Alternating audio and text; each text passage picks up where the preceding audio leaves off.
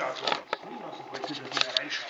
Was macht man, wenn man Heißhunger auf eine Pizza hat? Weiß aber, dass die Pizza nicht ganz so gesund ist und eine Pizza zu viel ist für einen Einzelnen. Ja, man macht einfach kleinere. Aber wir machen ganz was Besonderes, nämlich diese leckeren kleinen Pizzastangen. Und da zeige ich euch, wie ihr mit den Kindern den Teig selbst macht. Also alles frisch. Wie das geht, kommt's mit. Wir haben jetzt hier die Backschüssel und haben jetzt Mehl dazu. Ja, Kräuter der Provence oder italienische Kräuter zutun. Tun wir noch Salz dazu.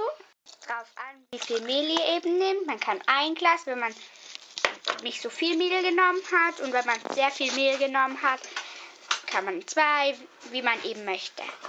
Verrühren wir das.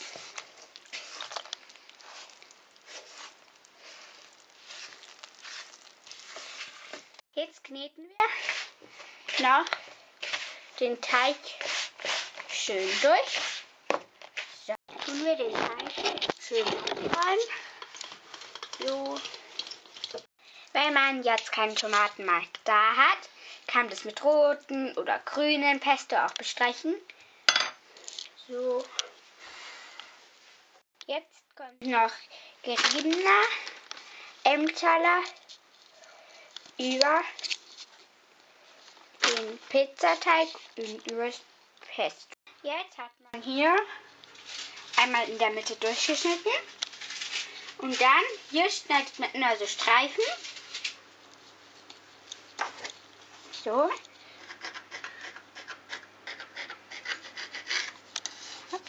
Und zusammenklappen und nach. Wenn man die dann hier auf dem Blech hat, tut man die dann so rollen, aber ganz wichtig ist, erst wenn sie auf dem Blech liegen. Und man soll natürlich noch Backpapier dazu brauchen. Wir haben jetzt hier alle gezwirbelt. Jetzt kommen sie auf 160 eine halbe Stunde in den Backofen.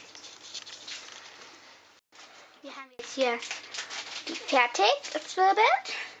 Und jetzt kommen sie eine Viertelstunde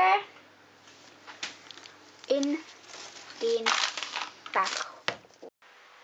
Wir lassen das hier im Ofen jetzt auskühlen, weil es ja noch heiß ist und dass sich dann niemand verbrennt. Wenn der Schläger rankommt, in die Küche eben.